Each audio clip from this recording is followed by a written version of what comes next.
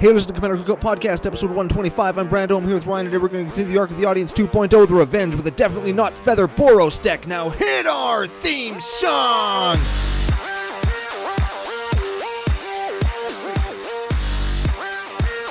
Hey, Ryan. We're back for yet another whirlwind adventure.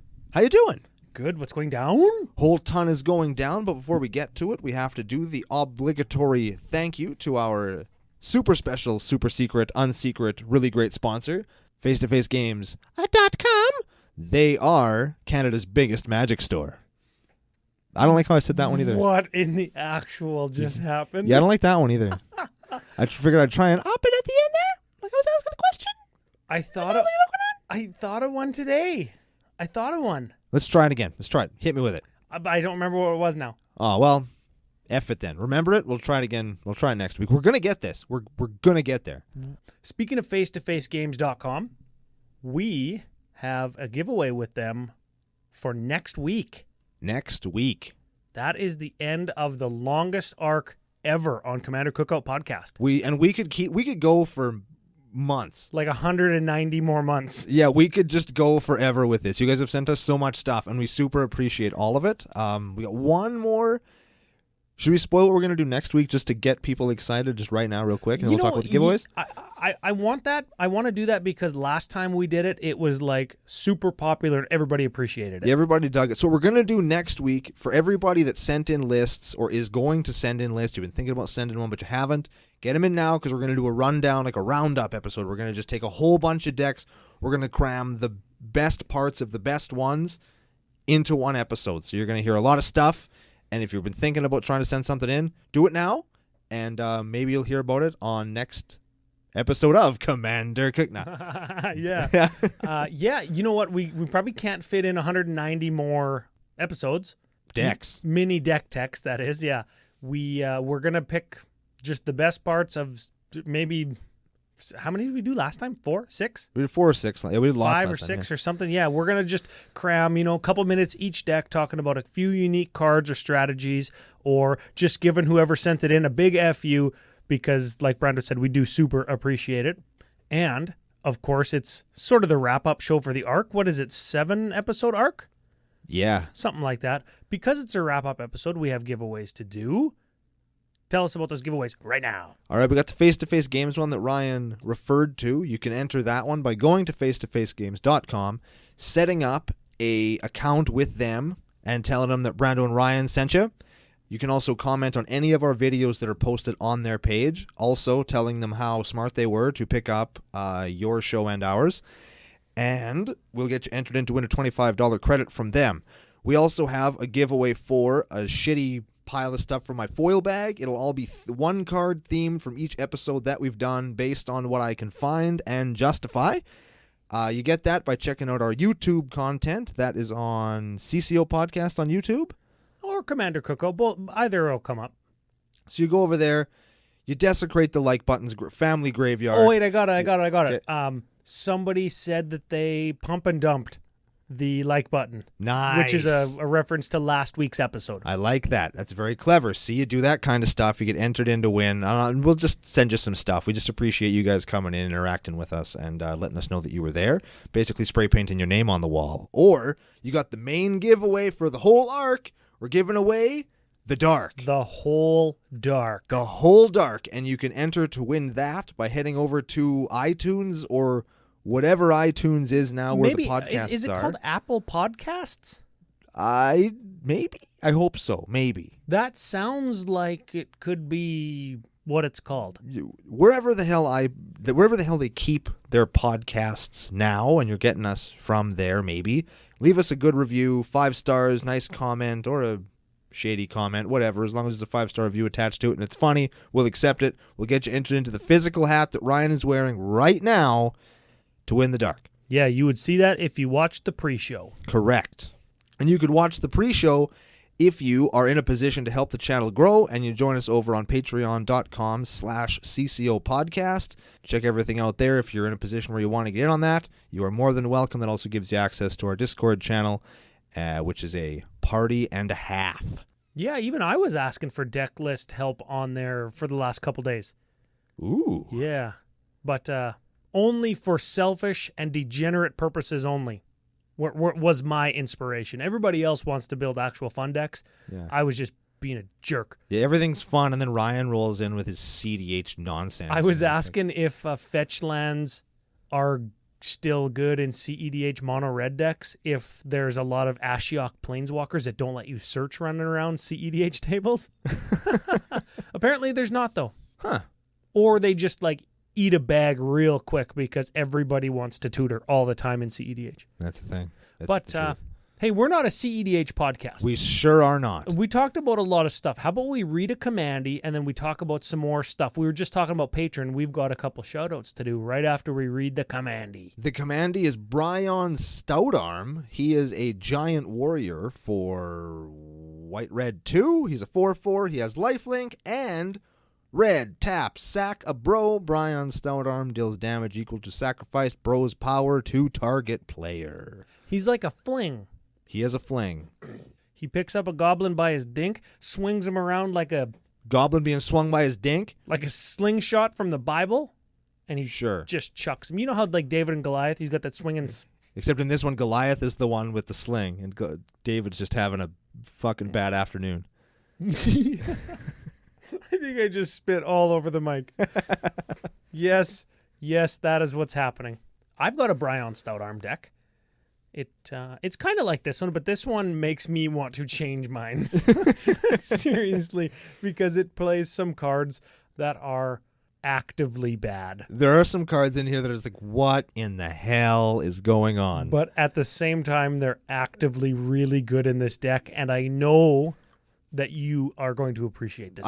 You specifically. Just the top line. It's like, yep, this is what right you're up my into. alley. This is Yep. you. This is my jam right here. Yep. But before we get to the deck, got to talk about some other stuff. Right. Shoutouts. Shoutouts. Patrons. First shoutout, new patron. Chris Purcell. Coin Purcell. Chris I just coined Purcell. It just Coin Purcell. God, it's so excellent. I love when, here's the thing, I send patrons, every new patron gets a message, a thank you message, a personal one from us. And I mention like, hey, I have funny nicknames, you're going down or whatever. And they message back and they say, oh yeah, this is my nickname or this is what people call me. And I always reply, I'm like, yeah, nope, not anymore. It's not. Yeah, that's not how people call you anymore. Yeah, Coin Purcell, you're going down. Second shout out, Josh Smith. What? That's it. That's the whole name? It would have been better if it was John Smith, but it's not even that. It's basically John Smith. It's like, yeah, it's like it's literally one letter off. Yeah. It's like the killer from Seven. It's like John Smith. What do we call him then? Zachary. It's a more interesting name to say. It's not. Okay. F you, anybody named Zach out there in CCO Nation? Let's try other names. What are other names? How about Jebediah Smith? Yeah, there we go. Yeah, there we go. Jebediah. Jeb.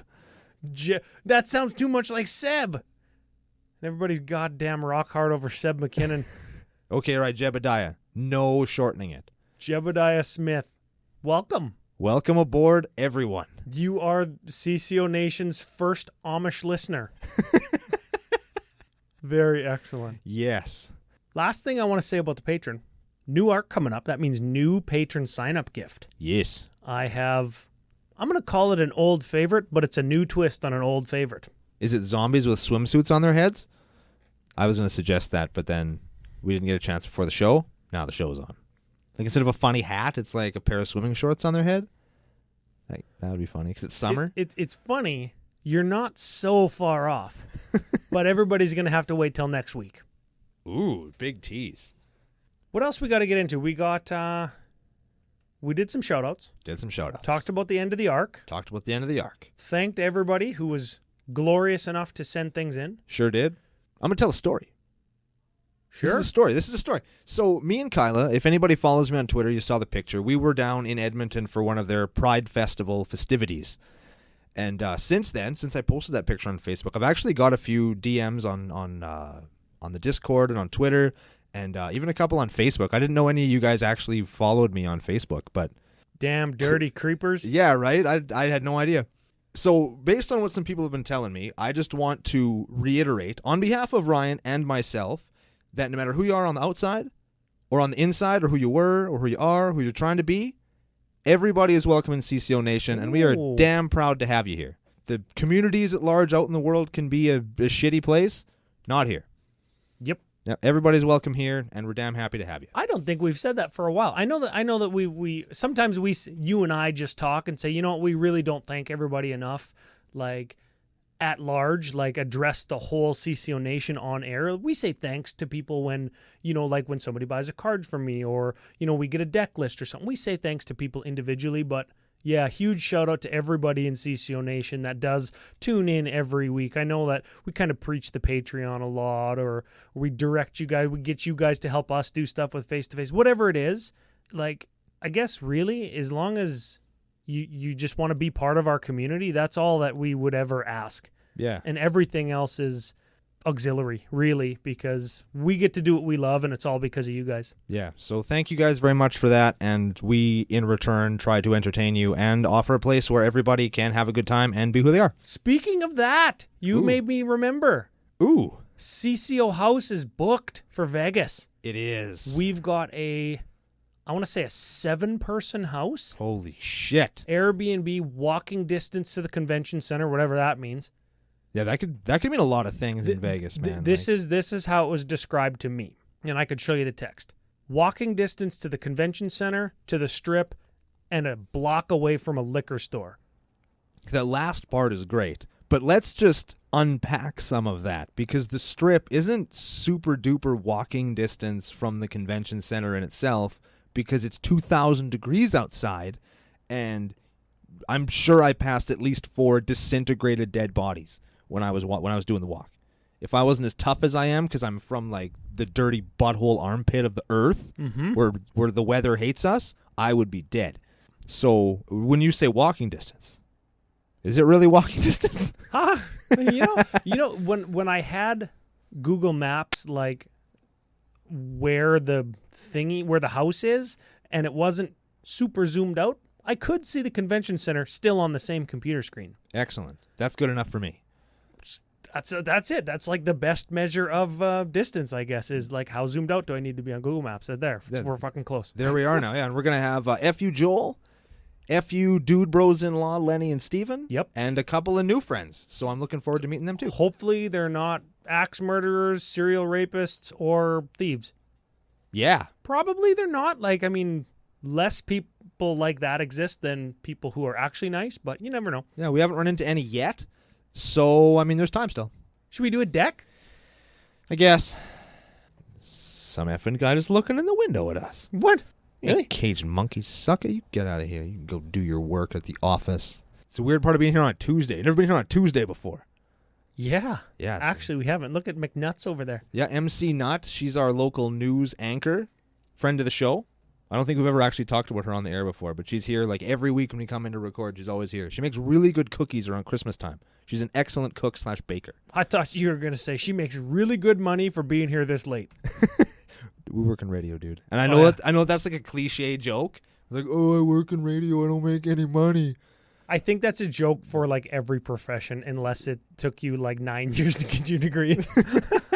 It did take me 9 years to get my degree. Oh, I shouldn't have even said that. Oh, fuck, that was good.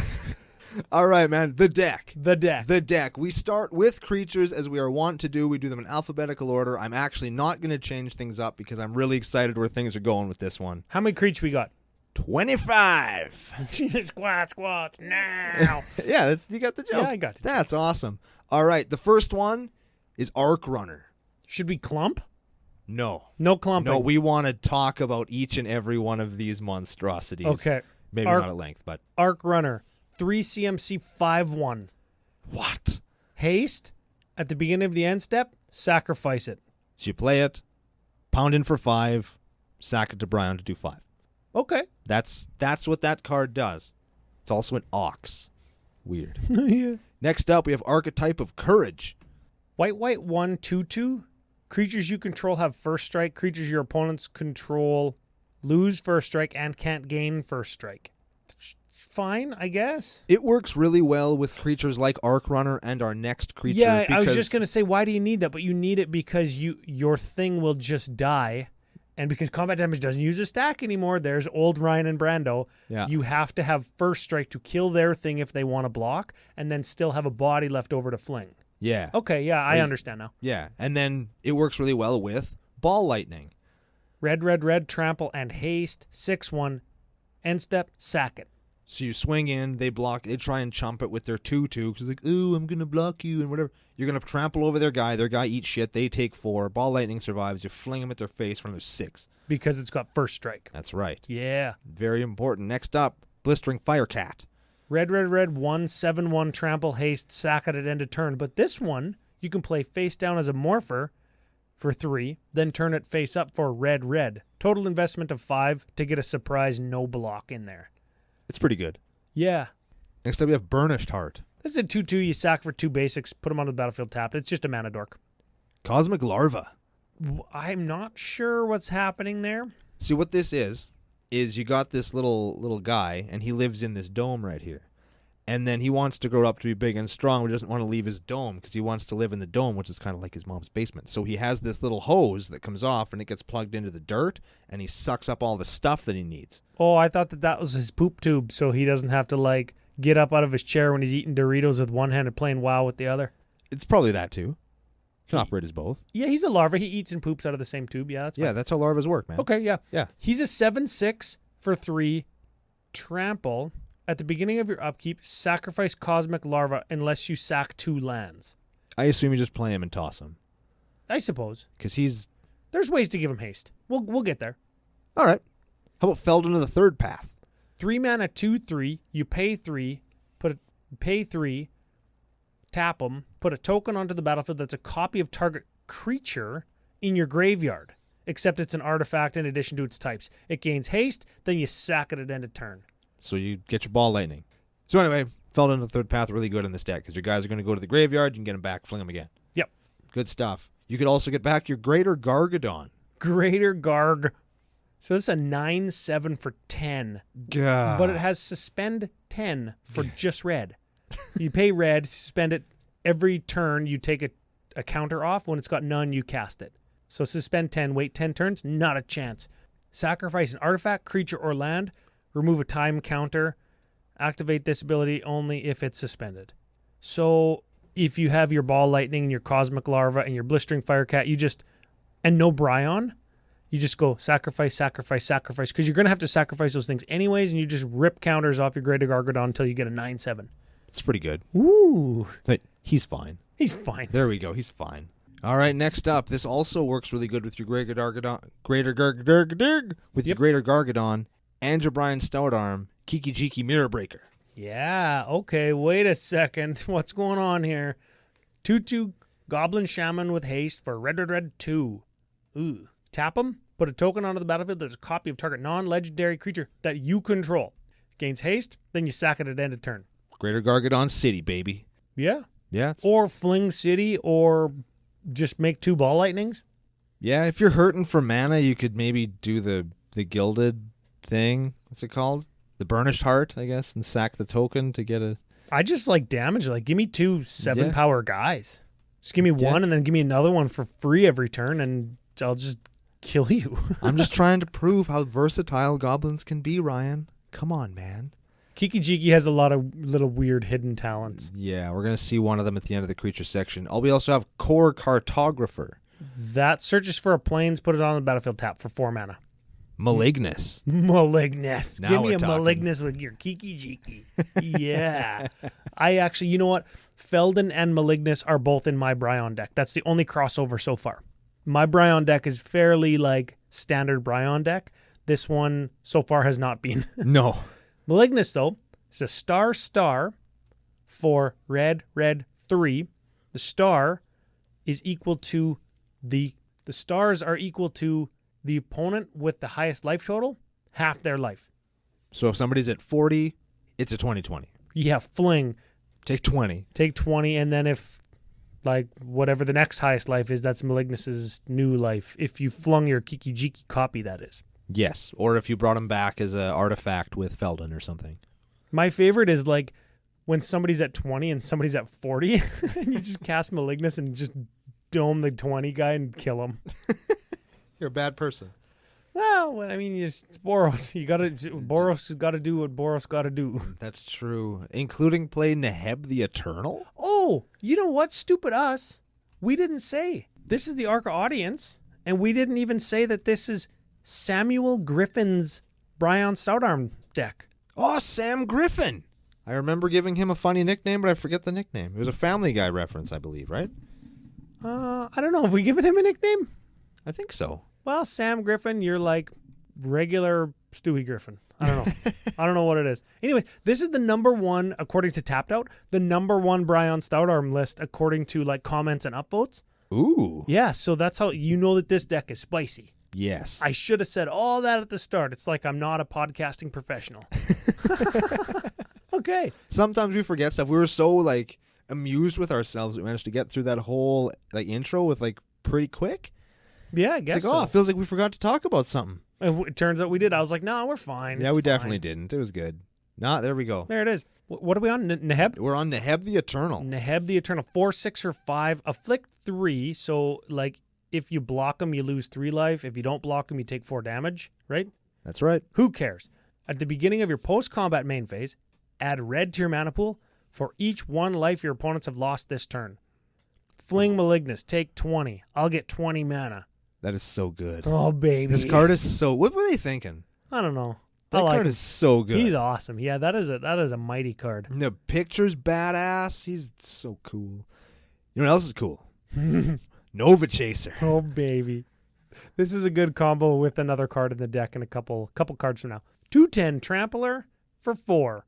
And you have to champion an elemental.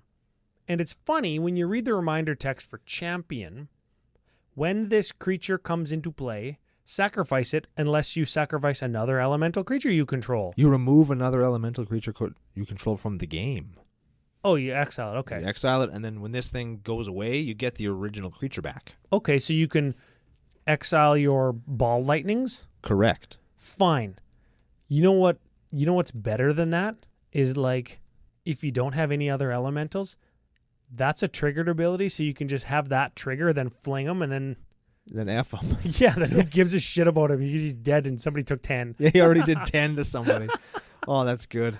How about Phyrexian Devourer? I know this card, but I don't remember what it does. So it's a 1/1 for 6. It sounds like I like it. When Phyrexian Devourer's power, that's easy to say, is 7 or greater, you sack it, and then you exile the top card of your library, put X+1/+1 counters on it, where X is the exiled card's converted mana cost, and then it reiterates the greater power of 7. Sack it. So you could just activate its exile the top card of your library, put X+1s on it in response to the when its power is greater than 7 sacrifice it ability resolving, and continue to do that until you fling it. That's right. You just make it into a 40 and then kill somebody with it. Does that work? Yeah. Why am I not playing that? Because you're not a degenerate scumbag, Ryan. Do you know me? Do you know me? I'm trying to pull you back from the edge, dude. Oh. Trying to pull you back in. Well, step one of solving the problem is admitting that there's a problem. I'm on step 0. I want to play that card. Speaking of Phyrexian things that I want to play, read the next 2. Nobody on Earth wants to play Phyrexian Dreadnought or Phyrexian Soulgorger. That is the truth. Except me and Sam Griffin. Let's give these suckers a read, because they've got some pretty awesome abilities. Okay, Phyrexian Dreadnought is a 12/12 for 1 with Trample. Oh man, there's got to be an upside, because a 12/12 for 1 with Trample, it's not even good anymore. Yeah. It's an artifact. It just dies right away. When Phyrexian Dreadnought comes into play, sack any number of creatures with total power 12 or more, or sacrifice it. You could, for the lowly cost of 4 mana, you could go Ball Lightning, make a copy with Kiki Jiki, swing for 12, Dreadnought for the other 1 mana, then red, Brion Stoutarm Fling, 12 more. That's 24 damage for like 5 mana. It's pretty good. I don't hate that. Yeah. Phyrexian Soulgorger.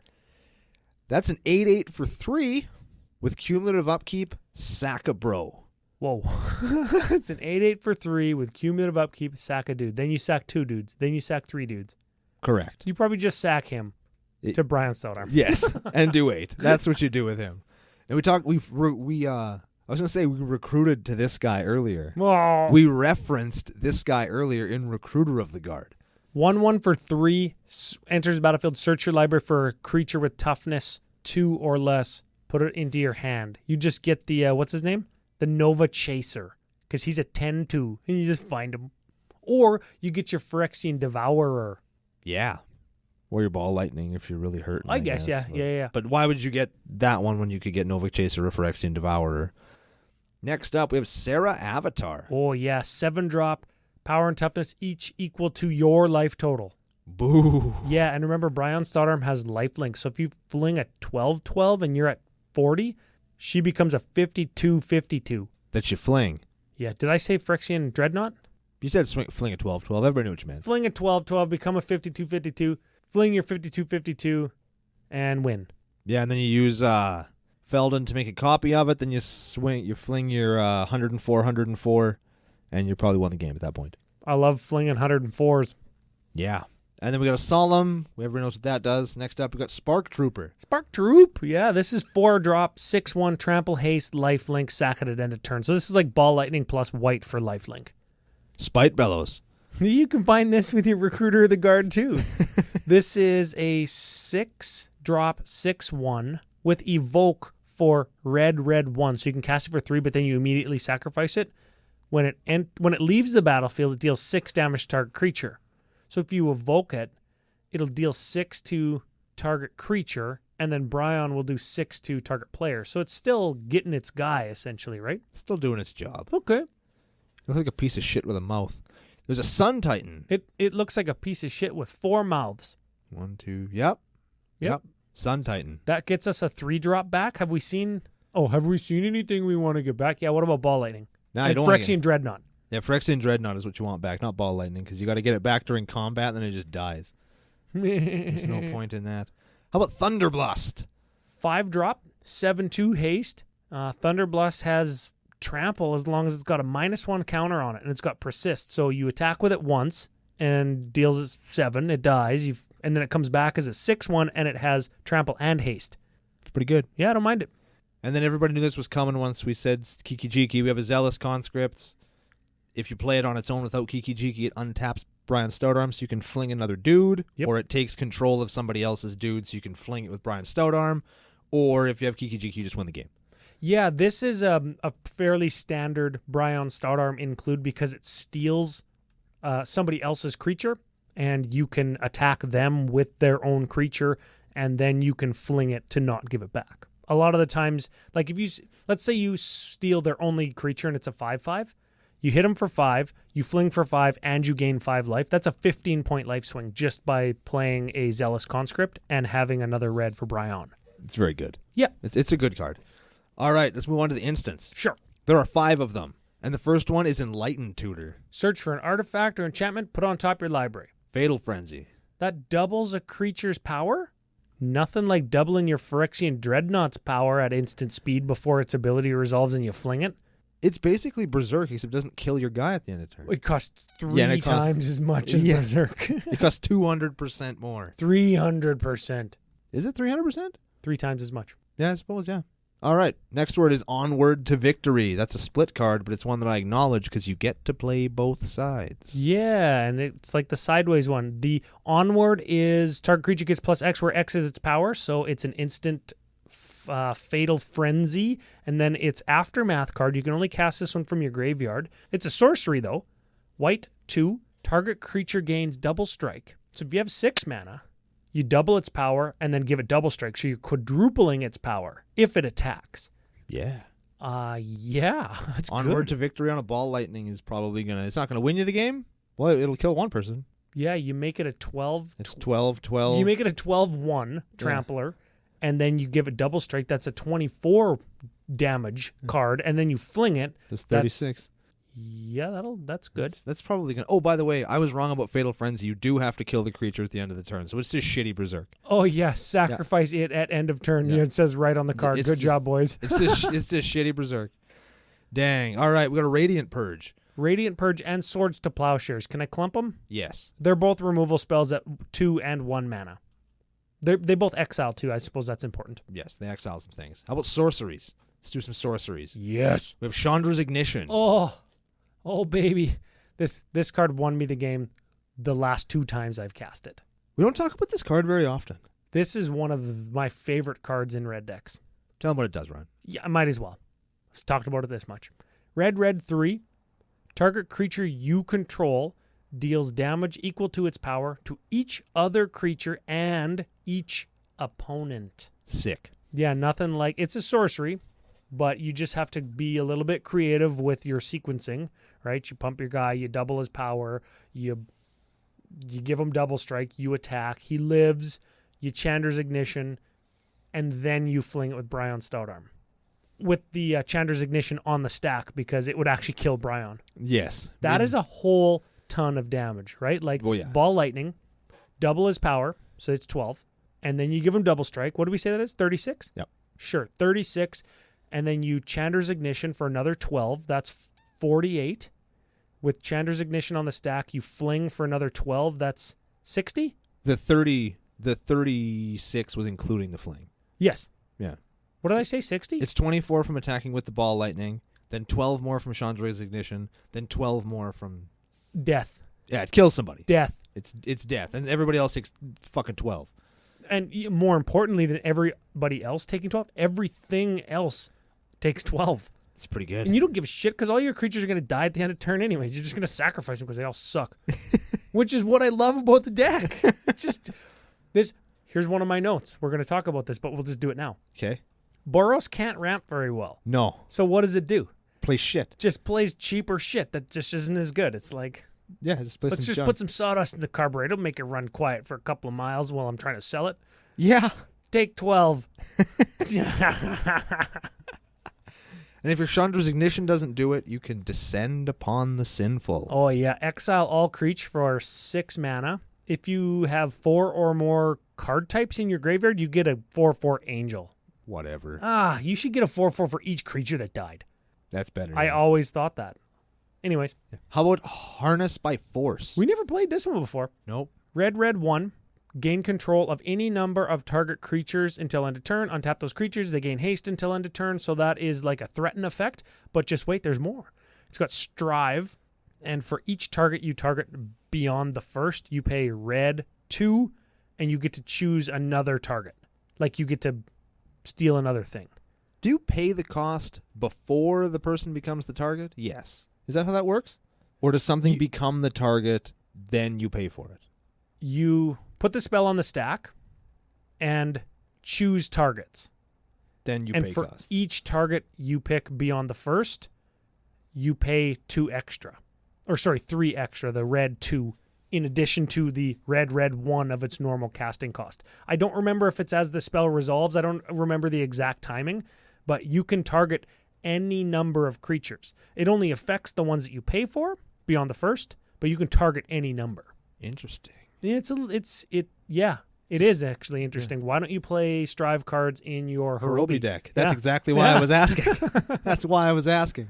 How about Kari Zev's Expertise? Oh, this is a Zada All-Star. Red 1, gain control of target creature or vehicle till end of turn. Untap it, gains haste, so that's your threaten effect in Brion. He loves those. You may cast a card with converted mana cost 2 or less from your hand without paying its mana cost. So you get a free tutor or free removal spell in this deck. It's fine. You get an Open the Armory is our next card. Yeah, Open the Armory, search your library for an aura or equipment, reveal it, put it into your hand. You could also get a Steel Shaper's Gift for free with your Kari Zev's Expertise. Also finds an equipment and puts it into your hand. Or you could get a Vandal Blast. Destroys all the artifacts or one of the artifacts. Yeah, if you cast it off of Kari Zev, you only get the 1. Yeah. Which... Sometimes that's fine. Sometimes it isn't terrible. Yeah. That's fine. We're also playing a Reforge the Soul. That is a 5 casting cost Wheel of Fortune. Correct. Each player discards their hands, then draws 7 cards, but you can Miracle it for red 1. The art on that is amazing in foil. That's also. a cool foil, yeah. It's a cool her card. Boobs are all foily. Anyways. Another cool foil and another miracle card, Terminus. Yeah, I wonder what the deal is. I wonder if there's just random card draw in the meta. Have them. I suppose you can just randomly, yeah. Anyways, Terminus, 6-drop. Put all creatures in the bottom of their owner's library. If you miracle it for just white. And miracle is if it's the first card you draw in a turn, you can cast it for its miracle cheap cost. Which is pretty cool. Yeah. It's a degenerate piece of shit modern deck, but yeah, let's not Legacy talk about 2. that. Legacy 2. All right, on to the enchantments. There's 5 of them. Starting with Flame Shadow Conjuring. Yeah, everybody seems to like this card, but I don't know what it does. Let's see. Let's give it a read here. Red 3. Enchantment. Whenever a non-token creature enters the battlefield under your control, you can pay red. If you do, put a token onto the battlefield that's a copy of that creature. Gains haste. Exile it at the beginning of the next end step. Sounds fine in the deck. So it just copies your thing for the tax of red, and it gains haste. Yeah. Yeah, that's a good card. Seems pretty good. Yeah, I like that. Gift of Immortality. This is an awesome one in Brion. I play this one. 3-drop enchant creature. When enchanter creature dies, return that card to the battlefield under its owner's control, and then return Gift of Immortality to the battlefield attached to that creature at the beginning of the next end step. So the creature comes back right as soon as it dies, and then Gift of Immortality comes back at the end of the turn. So you could stack it in such a way that you get your ball lightning like to stick around, if that's what you want. For like one turn. 'Cause it Yeah. just dies at the next end step. But you could block with it once. Blocking with ball lightnings is awesome. Yeah, that would be okay. It goes on stuff that you fling, right? Like, you know what it's good on in this deck is Sun Titan. You just like fling your Sun Titan. You get your you could actually get Gift of Immortality back immediately with your Sun Titan, but you just let it resolve at the end of turn and get your Sun Titan. You can get something back with your Sun Titan. It's good. Something you can't get back with Sun Titan, but does still belong in the deck, is Gratuitous Violence. Oh yeah, red 2, Viggo Mortensen. Oh no, that's History of Violence. Yeah. Got there. It red 2. If a creature you control would deal damage. Ooh, I thought there was going to be a combat in front of that damage. To a creature or player, it deals double that damage to that creature or player instead. So it's tremendous with all of your, attacking and then dying big power guys. But F all that, because Brion's Stout Arm deals damage when he flings things. Yeah. So yeah. So your Malignus that's a 20/20, Brion's going to do 40. Well, Malignus, you got blocks? Nope. 40 you. You got Shroud? Nope. 40 you. Excellent. Super good. All right, we have Rites of the Right, only one of them, of the Raging Storm. Yes, everybody gets one Rager, and it's in the morning. Red 3. Creatures named What? Creatures named Lightning Rager. There it is. Can't attack you or planeswalkers you control. So, what does that mean? At the beginning of each player's upkeep, that player puts a 5/1 red elemental creature token named Lightning Rager onto the battlefield. It has trample and haste and sacks at end of turn. The beginning of every turn, everybody gets a shitty ball lightning and they can't attack you. And you just fling yours at the end of turn. Yep. Don't hate it, actually, in this deck. I don't either. Here's the thing that I don't know. I think he's just flexing with the sneak attack. Because he has one and he's like, sneak attack, whatever. Yeah, sneak attack, die. Sneak attack, 4-mana enchantment, Legacy All-Star, sort of. Red, you can put a creature card from your hand onto the battlefield, and then you sacrifice it at the beginning of the next end step. So it gets you your 3-mana guy for 1 mana. After you've paid the 4 mana. Yeah. I don't know. It's fine. It's a cool card. It's a good card. It's not a bad card. It's just... You can do it at instant speed, right? Yeah. So you could sneak attack, block with your ball lightning, and then fling it? Yeah. I suppose that's not terrible. It's not the worst. I feel like there are better things you could do. Just play a removal spell. Yeah, I suppose. Yeah. Save your $50 and whatever it is and just play like White Doomblade, I don't know, Celestial Purge, whatever. Okay, we're going to clump some stuff together real quick. Boros Signet, Cold Steel, Heart Commanders, Felwar, Storm, Fire Diamond, Hedron Archive, Marble Diamond, Mind Stone, Sol Ring, all mana dorks. Rocks, I should say. Yes. They're all rocks. So those are a bunch of rocks. Those are pretty typical in every deck, especially Boros decks. Let's look at what nuggets we got in here. How about Illusionist Bracers? That is an equipment all-in cost of 5 to copy your Brion ability. Does that work?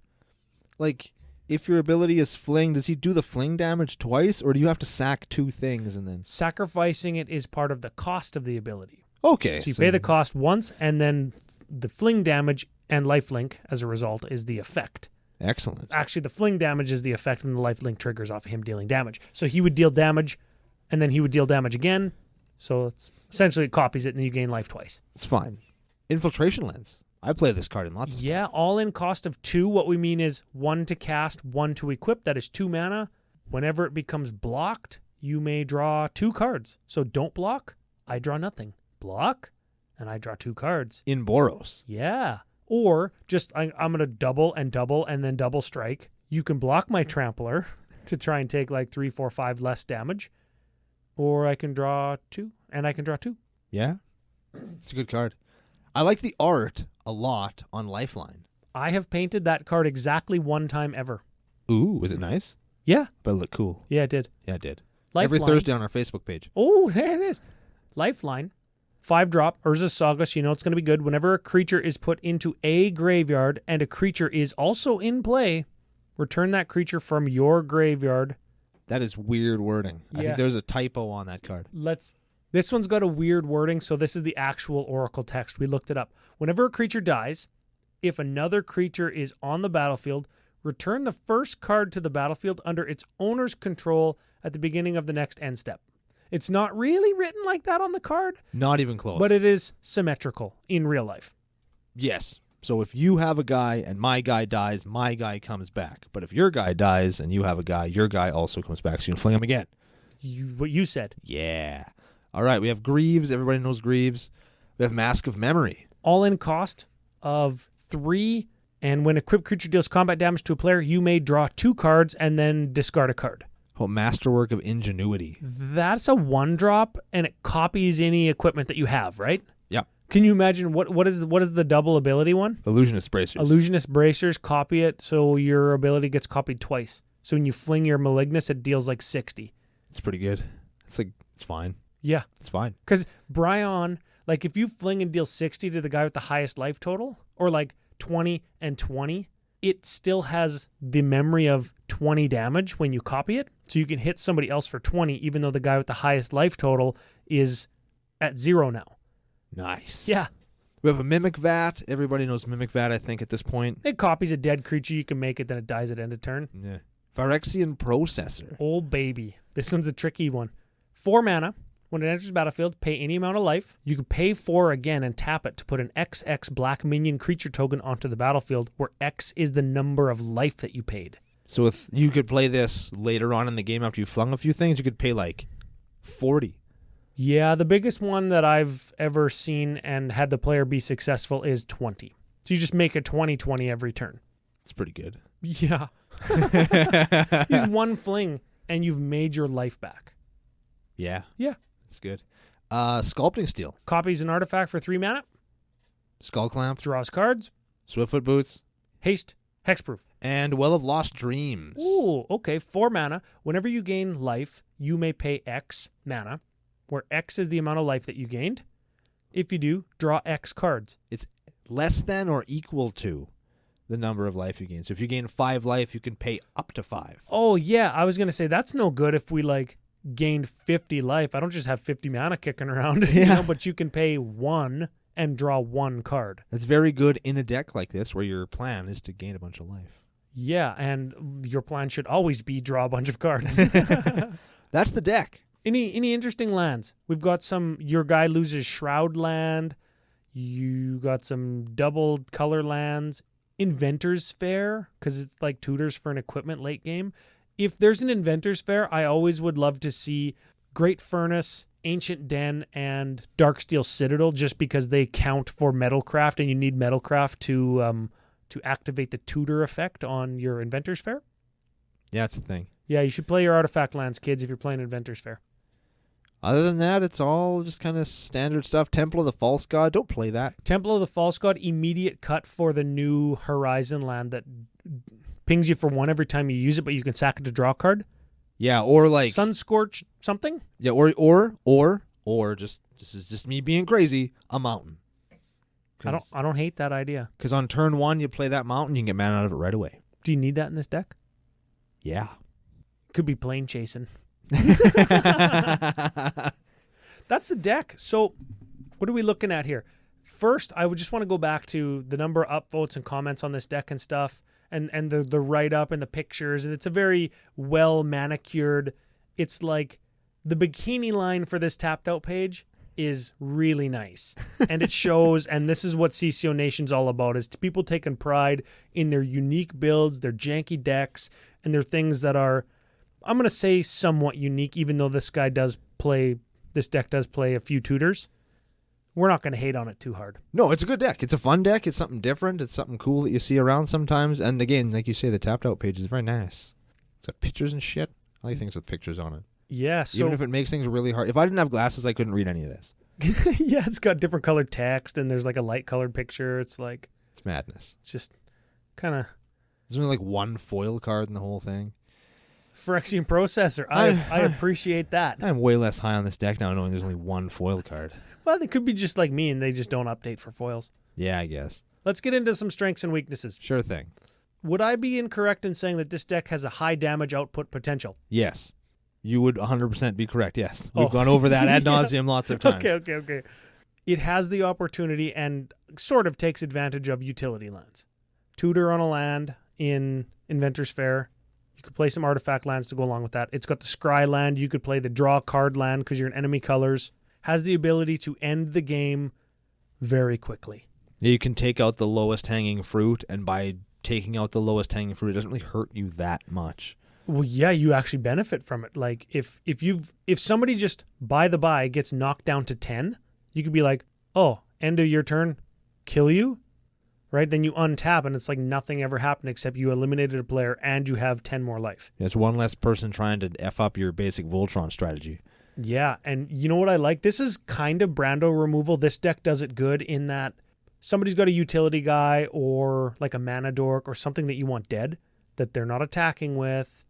It's like, lay down my ball lightning, take 6 or take 12 or whatever the damage number is, or you could block and kill that guy that I don't want alive. Yeah. This deck doesn't really need a lot of removal spells just because it's just going to kill your guy with attacking. Or it's going to just roast your face out. It's good. Yeah. Weaknesses. It does run some of the typical Brion cards, like the ones that I mentioned match in my deck, like Malignus and Feldon of the Third Path. It does have the Boros or Boros aggro problem in that, you get the bad hand or you get the side of your deck that costs 6 instead of the side of your deck that's all mana rocks. And you're just sitting there with your thumb in your butt. Yeah. And if that's not your thing, now you just have a smelly finger. You still have to do 120 points of damage or whatever it is, right? Yeah. Like that doesn't go away. Yeah, that's a problem that every deck has, and some Boros decks with a bad hand can really feel that. Well, this deck in particular, like we've been praising it the whole time, but honestly, like if your Boros deck can't immediately just kill people, it needs to be able to stay alive, and all the creatures that you sacrifice don't keep you alive. No. Big creatures keep you alive because you just sit behind them. That's what my Boros deck does until late game. I can get in like a 40 on somebody. I'm just gonna hang out behind my Sun Titan and friends, right? But this one can't do that. Yeah, this one has a harder time dealing with getting swarmed or just those incidental chip-ins where it's like, just take 2, I need to draw a card off of my Cold Eye Selkie or something. Yeah. And there you are, getting whittled down. You know what? Maybe we can turn this into a positive and say that you really have to politic with this deck. Yeah, and that's only going to work once or twice. But yeah, you do have to play the table. But once people are on to Brion Stout Arm, you're going to have a hard go of politicking. You know what, though? To that end, every time you have the opportunity to deal between 20 and 40 points of damage in a turn, or even at instant speed with Brion, you are in the driver's seat of political negotiations. I'm just throwing that out there. Finger on the nuke button. Yeah, that's right. I do that with Omnath all the time. Yeah, and I mean, it works to great end, right? Now, don't do that. Why not? I'll kill you. I will kill you. But you're going to kill me anyway. I'll kill you first. Yeah. I was going to kill him, but I'll kill you instead. I will kill you even though it's not the right play, just because I don't want that to happen, because killing him is just going to take longer if you do that, so I'll just kill you. Exactly. Yeah, I think this deck that's can a conversation I have with people. There you go. Okay, you sold me. There it is. You sold me. Okay. Should we do your favorite part? No, I want to talk about one more weakness of the deck. Oh, sure. Just one more, because I think that people need to know about this one. Whenever we talk about a deck that is basically a Voltron list, and this one very much is, you are very much dependent on your commander staying alive, and in Boros especially, because you're not going to have the mana to replay a 9 or 10 drop commander. So if Brion dies a few times, you're in trouble. That's the thing. That's very important to take note of. It is a weakness, but it's not something that we're going to harp on. It's a Voltron thing. Know that it's there. Be aware of it. I think the in a deck like this, you need to learn where to use your power doublers, and you really need to know where you can sneak attacks in, as to either not get your guy removed, or you need to cast your commander at the right time. And that's how I kind of manage the game with my Brion deck. He's not immediately turn 2 off a Soul Ring or turn 3 off a Soul Ring, and he's not immediate on turn 4. Sometimes he's, turn 8, 9, 10, where it's like Brion. Sometimes it's attack, Brion, Lightning Greaves, fling. Yeah. And you've killed the person that was giving you trouble, and then you just kind of play the late kind of stompy aggro game after that. You just got to be careful, I guess. Learn how to play your deck, right? Agreed. And to that end, we can take a look at some of the cards in Card of the Week. This week, we've chosen a card that maybe we're learning about now, because we never play it, but we see it around quite a bit in Flame Shadow Conjuring. Yeah, I see this on EDH Rec all the time, but I've never played it, and I love me some ETB effects. It is a enchantment for red 3. Whenever a non-token creature comes into play, you can pay red. If you do, you get a copy of the creature that came into play. You sack it at the end of turn. Yeah, double your guy for an extra red. So you could get I'm just thinking off the top of my head, like a wood elf. So you can get an additional forest, or you can find something extra with your Solemn Simulacrum, or if you're playing the big hasty pounder dude, you can do that too. You know what I like? Because the token gets haste. What if I just somehow cheat in something real big and nasty like a Blightsteel with haste, and then just kill somebody? Yeah. The first step is admitting there's a problem. Yeah. Not there yet. Yeah. Not there. Yeah, that's a thing, man. That is a thing.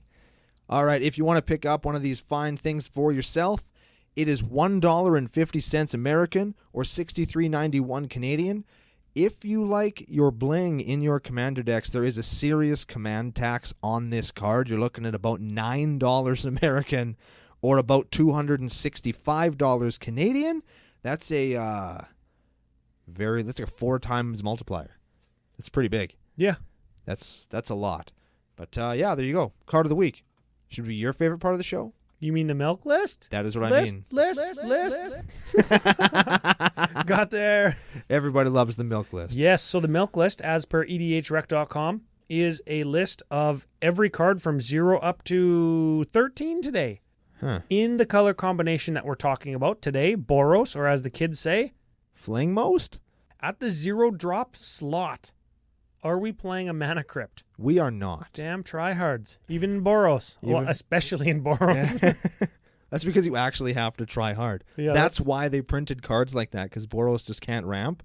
So it's like, here you go, guys. It's too bad that the rest of every color in Magic can't be more responsible. Right? It's the damn blue player's fault. I keep saying that. Okay, they're going to reprint Mana Crypt, but they're going to give it just the little red, white color identity dot.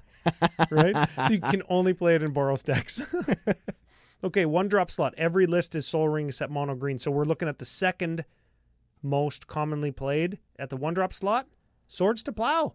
We are playing that one. STP, yeah. Boros Signet at 2. We got that one as well. Sunforger at 3. We are not playing that one. No, that is in the stock Brion list. This deck not playing it. I'm not playing it either. 4 drop. Return to Dust. No. It's another good card. Assemble the Legion at 5. Nope. Sun Titan at 6. Yes. Gotta play your Sun Titties in Boros. Gisela, Blade of the Gold Knight. Nope. No, that's a good one though. Avacyn, Angel of Hope at 8. Nope. Blasphemous Act at 9. Nope. Stormherd at 10. Nope. Metalwork Colossus at 11. What the hell? That's an interesting one, hey? We're not playing it, though. Blightsteel Colossus at 12. Nope. Guess you got to play those Colossi. Sneak Attack Blightsteel, and then Flame Shadow Conjuring to immediately kill 2 people. Admit there's a problem, Ryan. For just red. Admit there's a problem. Just admit it. What? Yep. Emrakul the Promised End at 13. Nope. That's the other thing you sneak attack in. Take the other guy's turn. 4 milk list matches. 4 milk list matches, indeed. Where do we go from here? We've got a spice calculator. We do.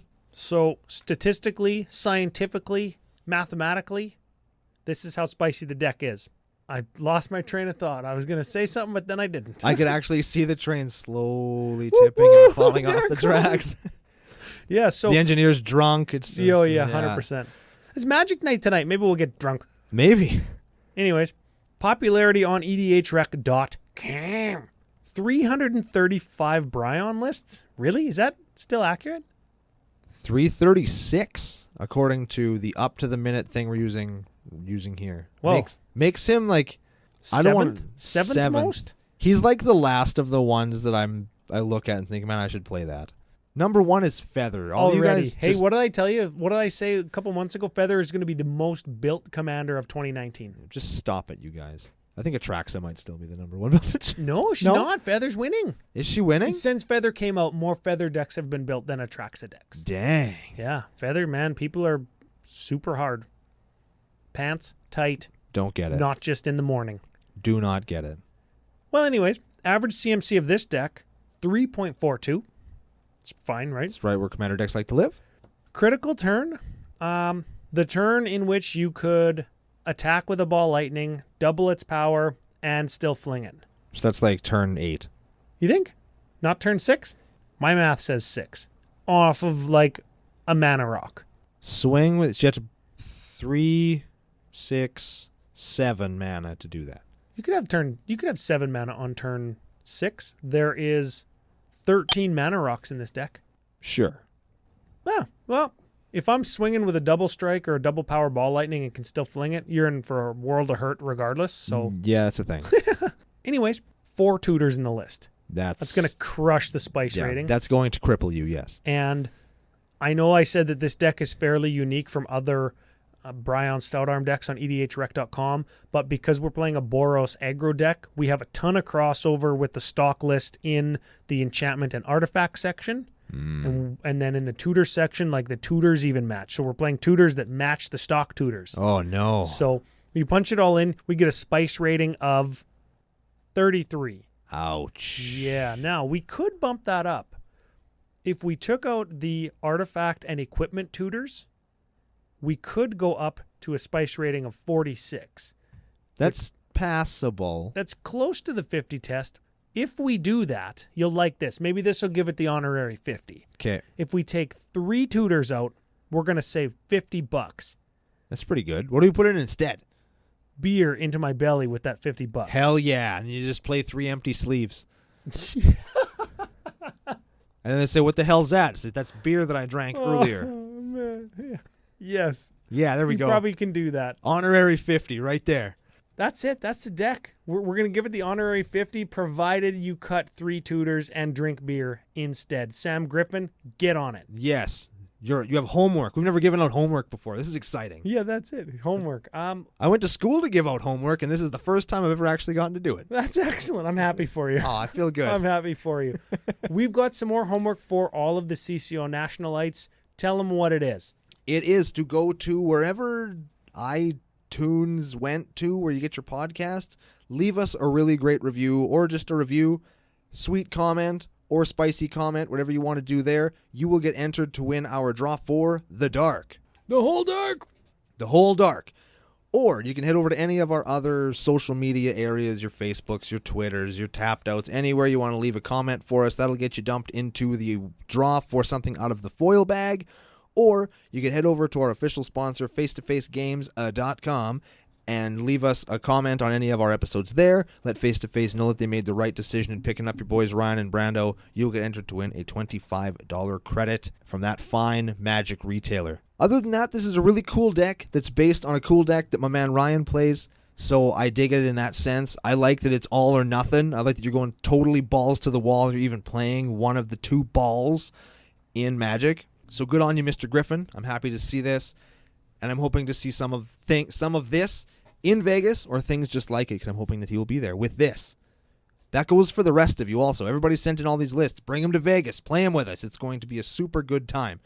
Listen back over, check the show notes below for details on all of our contests. You still have one more week to enter to do all of that stuff or send in more lists for the big time Best of the Rest roundup. One final big time thank you to our official sponsors, face2facegames.com. They're Canada's biggest Magic store. And an extra huge thanks to all of you for joining us on another episode of Commander Cookout Podcast. Hit our theme song! Brion's balls. Balls.